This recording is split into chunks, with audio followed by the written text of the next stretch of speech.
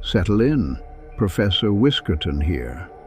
The year is 1347, and something is arriving on the horizon, something that Europe is entirely unprepared for. In October of that year, 12 ships from the Black Sea sailed into the port of Messina in Sicily. The crowd gathered at the dock, as crowds do when ships arrive. Trade, news, travelers. The ordinary business of a medieval port. What they found instead was this: most of the sailors were dead. Those still alive were covered in black, oozing swellings, the size of eggs, on their necks, armpits, and groins. They were delirious with fever. The port authorities ordered the ships to leave immediately. The docks were cleared. The ships were turned away before a single crate was unloaded. It was already too late. Those 12 ships had carried a passenger no customs officer could inspect, the bacterium Yersinia pestis, carried by fleas on rats on Genoese merchant vessels across the length of the Silk Road from Central Asia, had arrived. Over the following 5 years, it would kill somewhere between 20 and 25 million people across Europe, roughly 1 in 3 alive at that moment. We call it the Black Death. And the question that consumed the living, because there were living, was simple. Why? And more urgently, what do we do about it?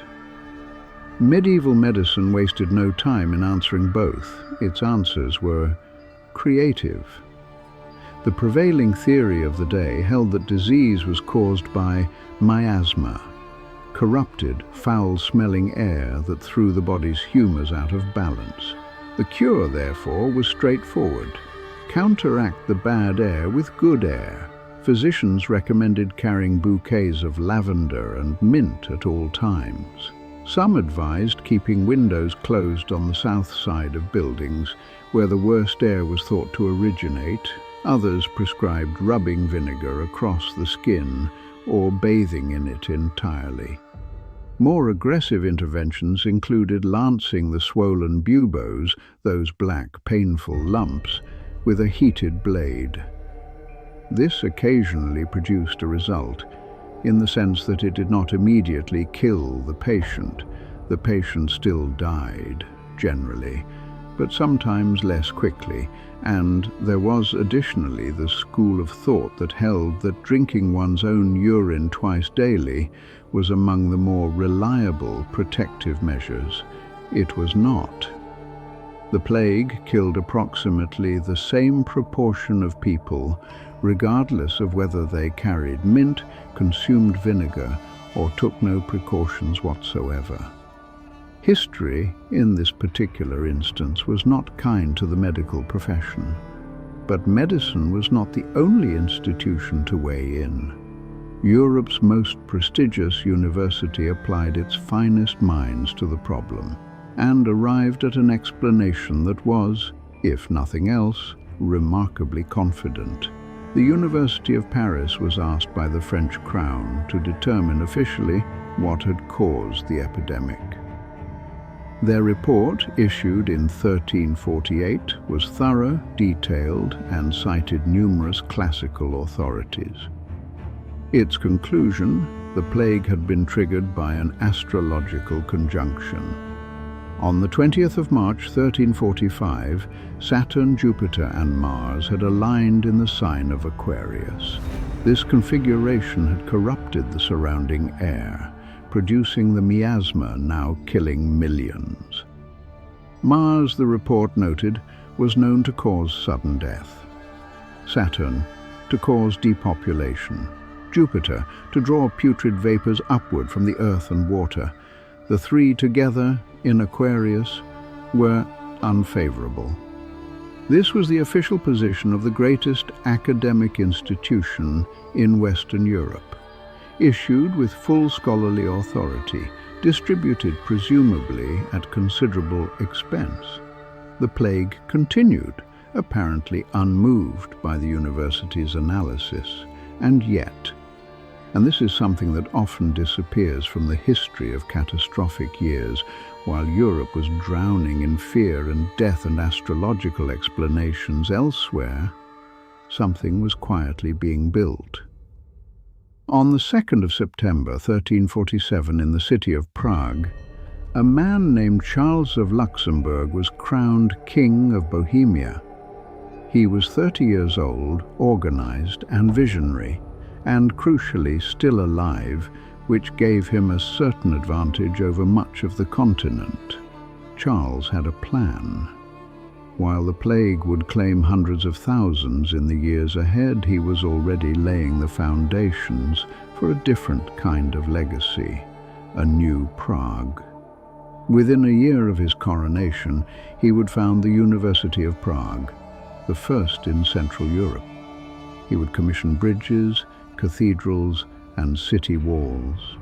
He would transform a mid-tier medieval city into one of the most magnificent capitals on the continent. 1347 is remembered correctly as a year of catastrophe, but it was also the year someone decided to build a university. There is something in that simultaneity worth sitting with, and speaking of things worth noting, there is one more chapter of this year that I must address. A chapter that carries for me a certain personal weight. Some decades before 1347, the Church had issued a formal decree, the papal bull Vox in Rama of 1233, declaring black cats to be manifestations of Satan, agents of heretics, embodiments of darkness present at their unholy rituals. By the time the plague arrived, this view was well established across Europe. Cats, particularly the black variety, were regarded with deep suspicion. In a world already desperate for explanations and scapegoats, the domestic cat was not well positioned. I will note with the composure appropriate to this lectern that reducing the cat population did not appear to help anyone. The plague spread through rat populations. Rats carry the fleas that carry Yersinia pestis, and the natural predator of the rat is, historically, the cat. Whether the persecution of cats meaningfully accelerated the epidemic remains a matter scholars debate. What is not debated is that Europe, in 1347, was simultaneously enduring the worst catastrophe in its recorded history and actively diminishing its supply of rat predators. I leave the logical conclusion to you, and so the year 1347 closes, which for a very great number of Europeans, the literal year, did not. It was a year of arrivals no one wanted, of remedies that changed nothing, of stars blamed for everything, of a university founded in the wreckage of a dying world, and of cats, persecuted, misunderstood, and, as the record suggests, rather badly missed. Before we close the lecture hall, which of these moments struck you most? And if you know of something this lecture missed, the floor is yours. Tell me in the comments what else this year held. Name a year you'd like to examine next, and I will take it under consideration. Subscribe so you will not miss the next one. Thank you for watching. Class dismissed.